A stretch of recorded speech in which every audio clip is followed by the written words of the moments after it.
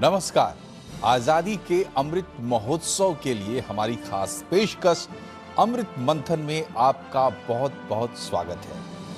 आजादी के 75 सालों में हमने ऐसे बहुत से काम किए हैं जिन पर हम सभी भारतीयों को बहुत गर्व है, लेकिन हमने ऐसे भी काम किए हैं जिनकी वजह से दुनिया भारत को सम्मान की नजर से देखती है। और इनमें से एक बड़ा काम, एक बड़ा सेक्टर है बैंकिंग का। तो बैंकिंग सेक्टर में कैसे हमने तय की पासबुक से लेकर यूपीआई तक की यात्रा, ये हमें बताएंगे विपिन भट्ट।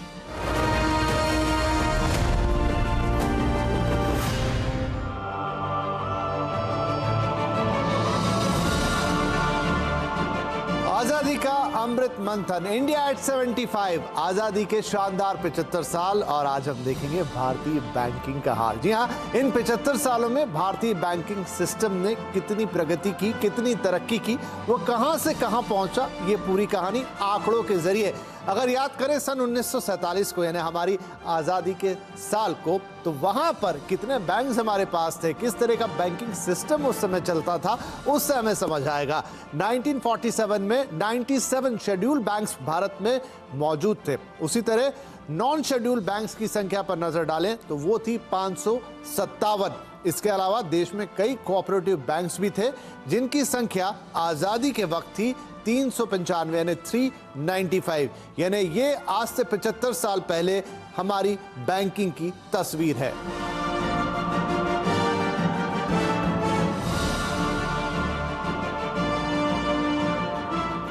आइए अब देखते हैं कि आज यानी सन 2022 में हमारा बैंकिंग सिस्टम कहां पहुंचा है, कितनी तरक्की की है इसने और ये कितना विशाल हो गया है। आज सरकारी बैंकों की संख्या है 12 और प्राइवेट बैंक है हमारे पास 22। याद रखना होगा कि इस बीच बैंकों का राष्ट्रीयकरण भी हुआ, फिर एक बार प्राइवेटाइजेशन का दौर शुरू हुआ और ये नंबर हमारे सामने है। इसके अलावा स्मॉल फाइनेंस बैंक की बात करें तो वो है 11 और पेमेंट बैंक जो कि एक नया फिनोमेना है वो है 4। रीजनल रूरल बैंक्स की संख्या है 43 यानी 43 और विदेशी बैंकों की संख्या है 46। तो यह है अभी के बैंकिंग का हाल। लेकिन कोऑपरेटिव बैंक्स, उनकी संख्या में बड़ा इजाफा हुआ है, 98,537 ये संख्या पहुंच गई है देश में कोऑपरेटिव बैंक्स की। लेकिन ये पूरी बैंकिंग प्रणाली इतने बैंकों के साथ आज पूरे देश में सभी नागरिकों को बैंकिंग की सुविधा प्रदान करने की एक भरकस कोशिश कर रही है। तो आइए कुछ आंकड़ों से समझेंगे कि हमने कहां से कहां तक का सफर तय किया है। बैंक डिपॉजिट से शुरुआत करते हैं। 1947 में हमारे पास महज 1261 करोड़ रुपए के बैंक डिपॉजिट थे, लेकिन आज यानी 2022 में ये 167 लाख करोड़ तक पहुंच चुके हैं। ये नंबर बताता है कि हमने कितना बड़ा सफर तय किया है। ब्रांचेस के टर्म्स में देख लीजिए, 5000 ब्रांचेस थी जब हम आज़ाद हुए थे, लेकिन आज हमारे पास 2022 में आज़ादी के 75 साल बाद 14 लाख से ज़्यादा ब्रांचेस हैं जो देश के कोने कोने में फैली हुई है ताकि हर व्यक्ति को बैंकिंग की सुविधा से जोड़ा जा सके। इसके अलावा एटीएम एक ऐसी चीज, एक ऐसी क्रांति जो आई तो 1987 में, लेकिन इसने बैंकिंग की परिभाषा को, बैंकिंग के सिस्टम को काफी हद तक बदल दिया। अब आपको बैंक जाने की जरूरत नहीं थी पैसे निकालने के लिए। आप 24 घंटे कहीं से भी किसी भी एटीएम से कैश निकाल सकते थे, ना पासबुक ना बैंक की ब्रांच। और इसी के कारण 2022 से आज देश में 2,18,000 से ज्यादा एटीएम्स मशीनें लगी हुई हैं जो देश के पूरे कोनों में फैली हुई हैं। आप कहीं से भी कैश निकाल सकते हैं। 1980 आता है और शुरुआत होती है प्लास्टिक मनी की, क्रेडिट कार्ड। लेकिन 1980 में इसकी ज्यादा चर्चा नहीं हुई। इसका असली रंग दिखना शुरू हुआ जब देश में हमने देखा कि 1992 के बाद अर्थव्यवस्था में ओपननेस आई, उसका खुलना शुरू हुआ, ग्लोबलाइजेशन हुआ और फिर सन 2000 आते आते क्रेडिट कार्ड्स की चर्चा काफ़ी तेज़ हो चली। बहुत सारे लोग इसे अपना सके। एक ऐसा कार्ड था जिसके जरिए आप बिना कैश के कहीं से भी शॉपिंग कर सकते थे, किसी भी तरह का सामान खरीद सकते थे और पैसे आपको बाद में चुकाने होते थे। आज देश में इस वक्त 7.5 करोड़ से ज़्यादा क्रेडिट कार्ड होल्डर्स हैं, लेकिन एक कार्ड जो इससे भी आगे निकल गया है ये भी प्लास्टिक मनी लेकिन अलग तरह की। ये है डेबिट कार्ड, यानी आपके खाते से जुड़ा हुआ कार्ड। अब इसमें आप क्रेडिट नहीं लेते बल्कि आपके खाते से सीधा पैसा कटता है। ये आया क्रेडिट कार्ड के 10 साल बाद 1990 में, लेकिन इसने तेजी से लोकप्रियता पाई। आज हर खाते के साथ एक डेबिट कार्ड जुड़ा हुआ है जिसके जरिए आप ऑनलाइन ऑफलाइन किसी भी तरह की शॉपिंग कर सकते हैं, एटीएम से पैसे निकाल सकते हैं। 92 करोड़ से ज्यादा एक्टिव डेबिट कार्ड्स इस समय हमारी अर्थव्यवस्था में, हमारी बैंकिंग सिस्टम में मौजूद हैं। लेकिन जिस सबसे बड़े सिस्टम की बात करेंगे उसका नाम है यूपीआई, एक ऐसी चीज जिसने भारतीय बैंकिंग में एक तरह की क्रांति लेके आ गई है। यूपीआई यानी यूनिफाइड पेमेंट इंटरफेस, शुरुआत महज 6 साल पहले, लेकिन काम जैसे 6 दशकों का कर दिया।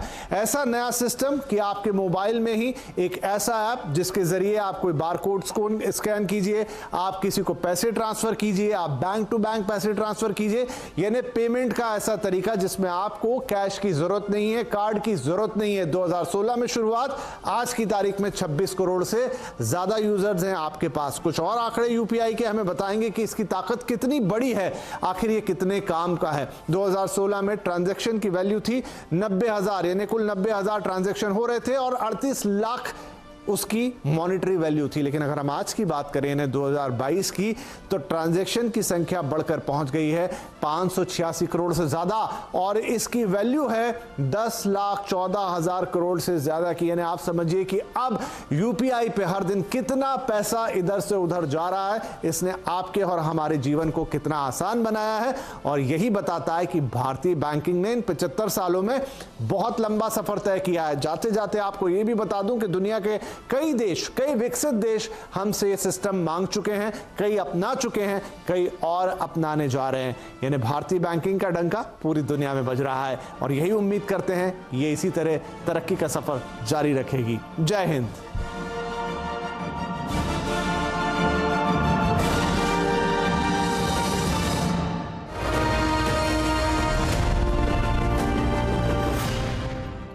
तो ये थी कहानी बैंकिंग की, लेकिन सिर्फ बैंकिंग ही नहीं, इकोनॉमी के हर सेक्टर में भारत ने दुनिया में लोहा मनवाया है। तो कैसे 1947 में एक प्राइमरी इकोनॉमी से बढ़ते हुए $3 ट्रिलियन इकोनॉमी बना भारत, ये सफर आपको बता रहे हैं सुमित मेहरोत्रा।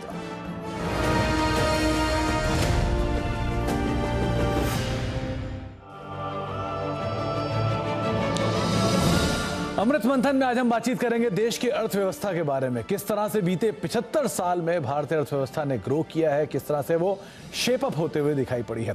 भारतीय अर्थव्यवस्था जो कि आज दुनिया की 5वीं सबसे बड़ी अर्थव्यवस्था के तौर पर शुमार है, लेकिन 1947 में स्थिति नहीं थी। 1947 स्थिति आपके सामने है, जबकि 2.7 लाख करोड़ रुपए भारतीय अर्थव्यवस्था का एक जीडीपी साइज होता था। 35 करोड़ के आसपास की आबादी थी, लेकिन वहां से जो सफर है वो जरूर काबिल तारीफ है। करीब 236.65 लाख करोड़ रुपए के आसपास का आज जीडीपी का नंबर है, जबकि देश की आबादी करीब 140 करोड़ के आसपास पहुंच चुकी है।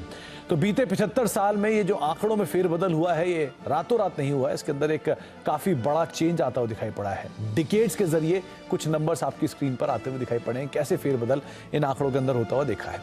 1950 $3,060 करोड़ के आसपास भारतीय जीडीपी का साइज होता था और ये वो दौर था जबकि भारतीय अर्थव्यवस्था कई सारी दिक्कतों से गुजर रहा था। पार्टीशन होकर चुका था और साथ ही साथ अर्थव्यवस्था के अंदर कई सारे टर्मोइल्स थे, धीरे धीरे स्टेबल हो रही थी।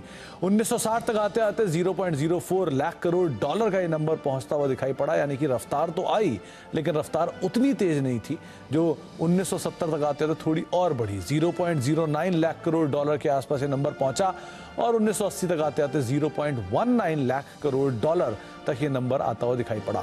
रिफॉर्म की गाड़ी को और तेज किया गया 1980 के बाद, जब 1990 में सरकारों की तरफ से काफी कोशिश करने के बाद $0.32 लाख करोड़ के आसपास जीडीपी का नंबर पहुंचता हुआ दिखाई पड़ा और सन 2000 तक आते आते ये आंकड़ा और बढ़कर करीब करीब $0.5 लाख करोड़ तक पहुंचता हुआ दिखाई पड़ा। अर्थव्यवस्था की रफ्तार तेज हो चुकी थी और कई सारे सेक्टर्स के अंदर बड़ा बदलाव भी देखा था। लेकिन जो 50 साल का मूव था वो अगले 2 दशक में बहुत ही शानदार मूव में बदला, जबकि सन 2010 में $1.5 लाख करोड़ तक ये नंबर पहुंचा और अब करीब करीब 3-3.25 लाख करोड़ तक ये आंकड़ा आता हुआ दिखाई पड़ा। यानी कि अर्थव्यवस्था की रफ्तार में एक बढ़िया जोरदार तेजी या जोरदार उछाल बनता हुआ दिखाई पड़ा। तो आपने देखा किस तरह से सफर करीब करीब 3060 करोड़ डॉलर से 3,18,000 करोड़ डॉलर तक पहुंचता हुआ दिखाई पड़ा है।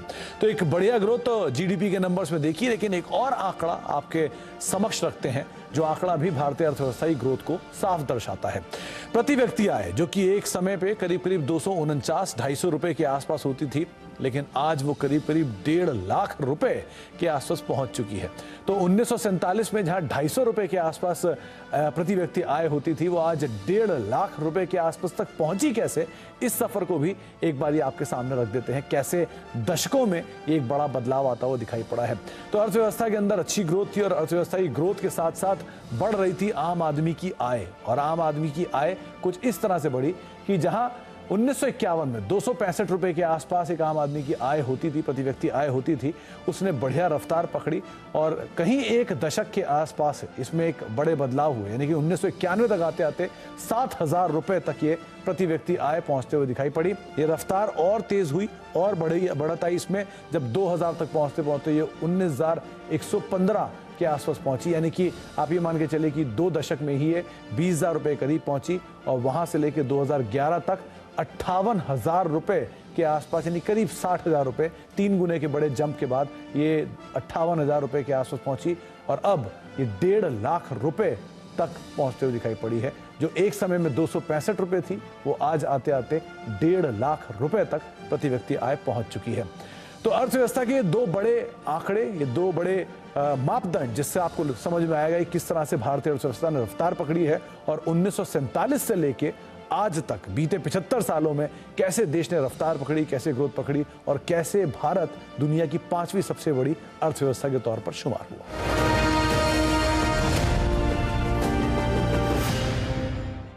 आजादी का अमृत महोत्सव जारी है और जारी है भारत का अमृत मंथन। हमारा कार्यक्रम भी जारी है। हाजिर होते हैं एक छोटे से ब्रेक के बाद। मेरे प्यारे देशवासियों, आजादी को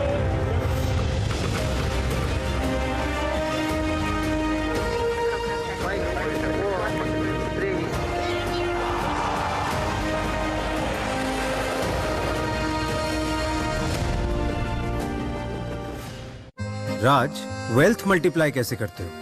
एक म्यूचुअल फंड है ना। फ्रेंड्स इतने और फंड एक।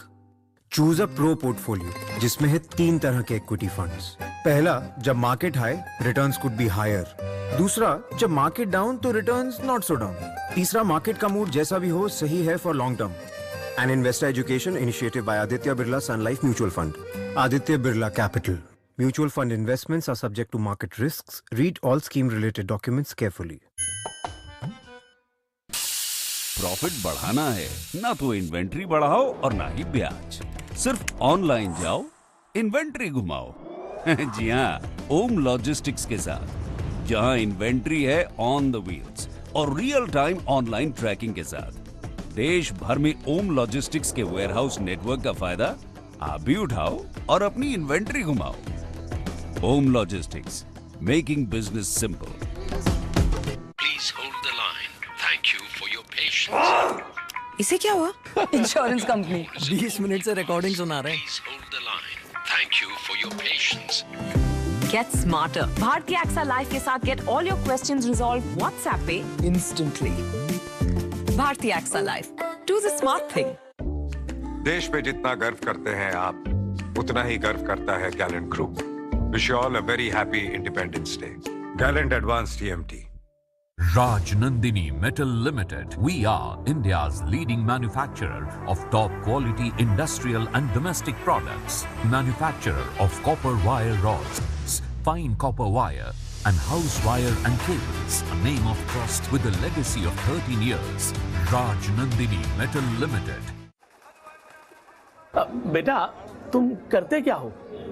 ये कबाड़े वाले, रत्ती वाले। अब जब बाजार के ऊपर मकान होगा तो परिचय भी कुछ ऐसा ही होगा। Signature global city. एक दुनिया वो थी और एक दुनिया ये।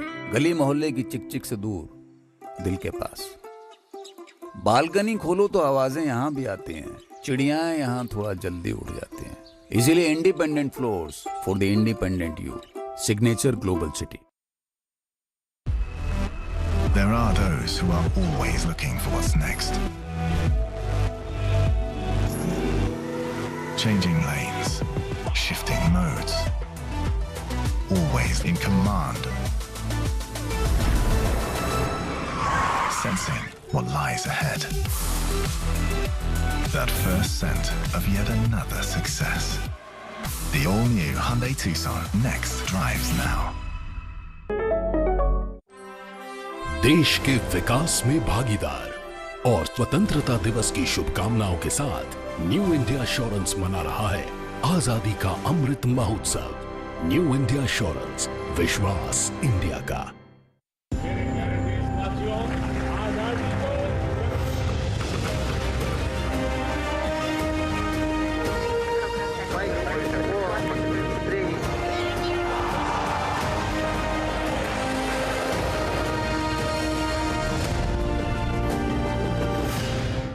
इकोनॉमी की सेहत का एक पैमाना होता है शेयर बाजार, और भारतीय शेयर बाजार की आज दुनिया भर में पहचान है सेंसेक्स और निफ्टी के जरिए। तो 75 साल में कैसा रहा भारतीय शेयर बाजार का सफर, आपको बताएंगे सुमित मेहरोत्रा।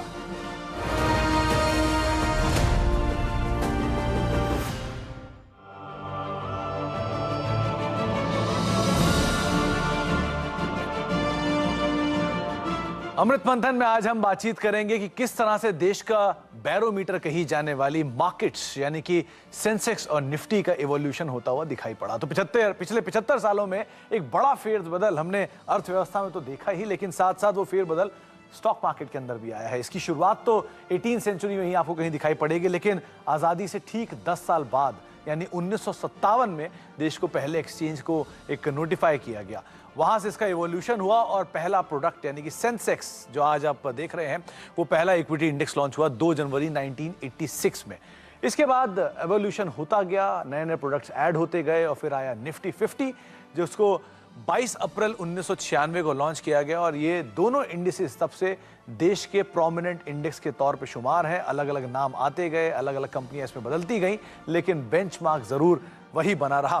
22 जून 2000 और फिर 4 जून 2001 जबकि निफ्टी 50 का इंडेक्स ऑप्शन भी लॉन्च होता हुआ दिखाई पड़ा। और फिर उसके बाद धीरे धीरे फ्यूचर मार्केट्स की जो एक्टिविटी है वो और इंप्रूव हुई, जबकि ऑप्शन इंडिविजुअल सिक्योरिटीज का लॉन्च हुआ 2 जुलाई 2001 में, यानी कि वो कॉल पुट के जो नंबर्स आप देखते हैं उसकी शुरुआत 2001 से हुई। फिर वो और एवोल्यूशन में बदला और इंडिविजुअल सिक्योरिटीज में आया 9 नवंबर 2001 में, जबकि करीब 100, 150, 200 F&O सिक्योरिटीज जो हैं वो आमतौर पर आप ट्रेड होते हुए देखते हैं। तो इसका एवोल्यूशन सन 2001 से हुआ, यानी ठीक 21 साल पहले से इसका एवोल्यूशन हुआ। अच्छा, ये तो रहा एवोल्यूशन ऑफ फाइनेंशियल मार्केट, लेकिन अगर आप इस तरह की जो जर्नी है एक बार निफ्टी की देखना चाहेंगे तो वो आपकी स्क्रीन पर है।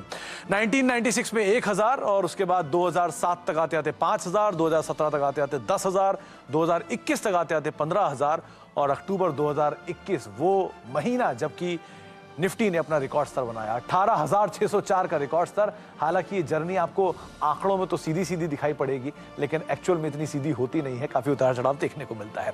सेंसेक्स का सफर भी आपके सामने है। 1990 में कहीं 1000 का सेंसेक्स 2006 तक पहुंचते हुए बना 10,000, 2007 तक 20,000, 2015 तक 30,000। तो पहले 2 दशक और 3 दशक काफी भारी थे, लेकिन उसके बाद बढ़िया रफ्तार बाजारों ने पकड़ी। मई 2019 तक 40,000, जनवरी 2021 तक 50,000, सितंबर 2021 तक 60,000 और अक्टूबर 2021 जबकि 62,245 का रिकॉर्ड स्तर सेंसेक्स ने छुआ। तो इस तरह की एक बढ़िया ग्रोथ, इस तरह की एक बढ़िया रफ्तार आपने सेंसेक्स में देखी, इस तरह की बढ़िया रफ्तार निफ्टी में देखी, फाइनेंशियल मार्केट का एवोल्यूशन देखा। लेकिन इस 75 सालों में एक बात जरूर तय है कि अर्थव्यवस्था की किस तरह की स्थिति है, किस तरह की सिचुएशन है, इन सबका बिल्कुल सही बैरोमीटर बनकर पहुंचा है सेंसेक्स और निफ्टी। और उम्मीद रखते हैं कि आने वाले 75 सालों में ये 1 लाख के ऊपर भी पहुंचता हुआ दिखेगा।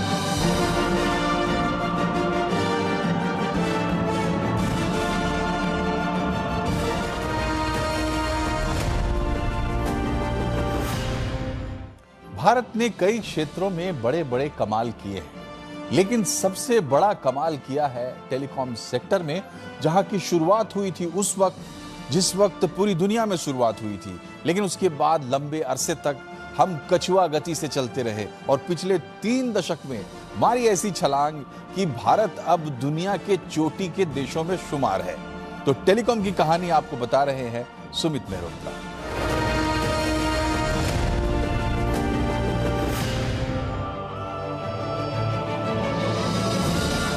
अमृत मंथन यानी कि देश के 75वें साल में जब देश पहुंचा है और इस तरह की रफ्तार के बीच में भारत की अर्थव्यवस्था कैसे चल रही है उस पर हम बातचीत करें। और आज हम बातचीत करने वाले हैं टेलीकॉम सेक्टर के बारे में। भारत जो कि दुनिया का दूसरा सबसे बड़ा टेलीकॉम सब्सक्राइबर ओन करता है, लेकिन ये जो स्थिति है या जो आज की भारत की सिचुएशन है ये इस तरह की नहीं है। एक बहुत ही लंबा सफर भारत ने तय किया है इस पूरी टेलीकॉम रेवोल्यूशन के अंदर।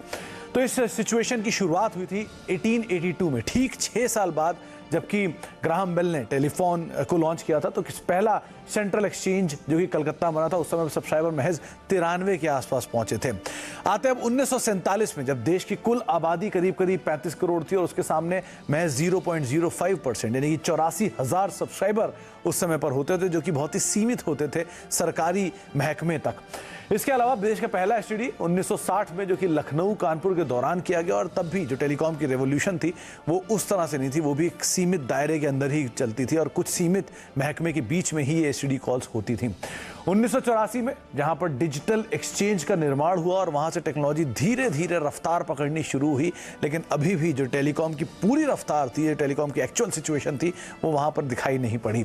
1985 में डिपार्टमेंट ऑफ टेलीकम्युनिकेशन का सेटअप हुआ और डिपार्टमेंट ऑफ टेलीकम्युनिकेशन के सेटअप होने के बाद रिफॉर्म्स के अंदर रफ्तार आनी शुरू हुई। इस सेक्टर में जो निवेश था वो आना शुरू हुआ, धीरे धीरे इंडिजिनस जो यूनिट्स थे वो बनने शुरू हुए और यहाँ से जो टेलीकॉम की नींव थी, मजबूत नींव थी, वो बननी शुरू हुई।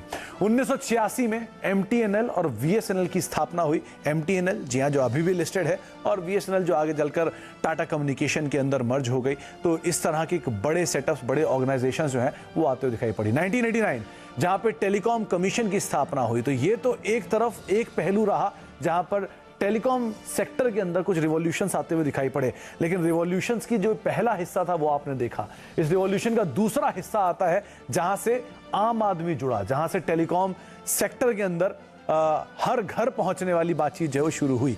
1991 में जहां पे आर्थिक उदारीकरण हुआ, इंडस्ट्रियल रेवोल्यूशन, और यहीं से ही अर्थव्यवस्था को एक तेज गति मिली और अर्थव्यवस्था की तेज गति के साथ साथ टेलीकॉम को भी एक बढ़िया रफ्तार मिली। पहली मोबाइल कॉल 31 जुलाई 1995 को उस समय पर पश्चिम बंगाल के सीएम ने सुखराम, जो कि उस समय के टेलीकॉम मिनिस्टर थे, उनको की और यहां से मोबाइल रेवोल्यूशन की शुरुआत हुई। मोबाइल रेवोल्यूशन के साथ साथ रिफॉर्म्स का दौर लगातार चलना शुरू हुआ और धीरे धीरे वो रिफॉर्म आपको याद ही होंगे, इसमें अलग अलग सेक्टर के सब सेक्टर्स के अंदर रिफॉर्म आते हुए दिखाई पड़े और टेलीकॉम ने अपने एक्सपेंशन शुरू करे। आपको पेजर याद होगा, आपको बड़े हैंडसेट्स याद होंगे, आपको इनकमिंग कॉल पे आने वाले पैसे जो लगते थे वो याद होंगे। और ट्राई का गठन 1997 में हुआ और वहां से धीरे धीरे रेगुलेशन, रूल्स और बेटर साइड पर आते हुए दिखाई पड़े। क्रांति और कंसोलिडेशन, ये सबसे इंपॉर्टेंट वो साल था जबकि इंडियन अर्थव्यवस्था के अंदर 16 प्लेयर्स टेलीकॉम सब्सक्राइबर के तौर पे होते थे, वो धीरे धीरे घटते घटते 3 के आसपास हुए। तो सेक्टर में कंसोलिडेशन और किस तरह से क्रांति रही है तो आपने देखी, लेकिन टेलीकॉम सेक्टर की इस कंसोलिडेशन के बाद जो असली रफ्तार आई, वो रफ्तार आई तब जबकि इस देश में 3G सेवाएं लॉन्च हुई, 4G सेवाएं लॉन्च हुई। यानी कि पहले 50 साल का मूवमेंट और उसके बाद अगले 20 साल में कैसे देश ने रफ्तार पकड़ी। 3G सेवाओं की शुरुआत हुई 2008 में और 4G सेवाओं की शुरुआत हुई 2012 में और यहीं से टेलीकॉम क्रांति जो है उसमें तेजी आते हुए दिखाई पड़ी और एक बहुत जोरदार रफ्तार जो है वो हमने देखी। आज की स्थिति आपके सामने है, जबकि देश में कुल 116 करोड़ मोबाइल सब्सक्राइबर हैं, 78 करोड़ ब्रॉडबैंड सब्सक्राइबर और रफली 17 GB पर मंथ ये डेटा यूसेज है। तो इस तरह का एक mega telecom market Indian market बन चुकी है। और यही नहीं, आज भारत जो है वो दुनिया के जो सबसे सस्ती मोबाइल सेवाएं देने वाले देशों में शुमार है और उम्मीद करते हैं कि आने वाले समय में जब जो 5G का लॉन्च है वो भी एक सस्ती सेवाओं के तौर पे ही शुमार होता हुआ दिखाई पड़ेगा। तो पिछले 75 साल का जो एक रफ्तार है, पिछले 75 साल की जो एक स्थिति है वो आपने देखी कैसे 1947 में महज 0.05% सब्सक्राइबर से आज दुनिया के दूसरे बड़े टेलीकॉम सब्सक्राइबर बेस के तौर पर हम शुमार होते हुए दिखाई पड़े। तो ये सफर इतना आसान नहीं था, लेकिन एक लंबा सफर टेलीकॉम मार्केट में इंडिया ने जरूर तय किया।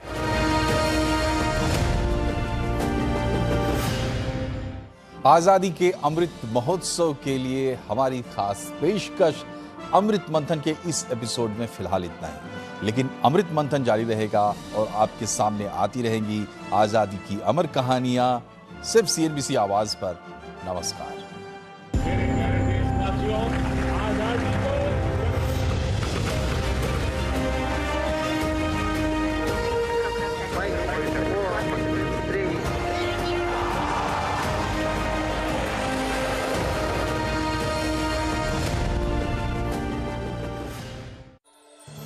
के प्रायोजक हैं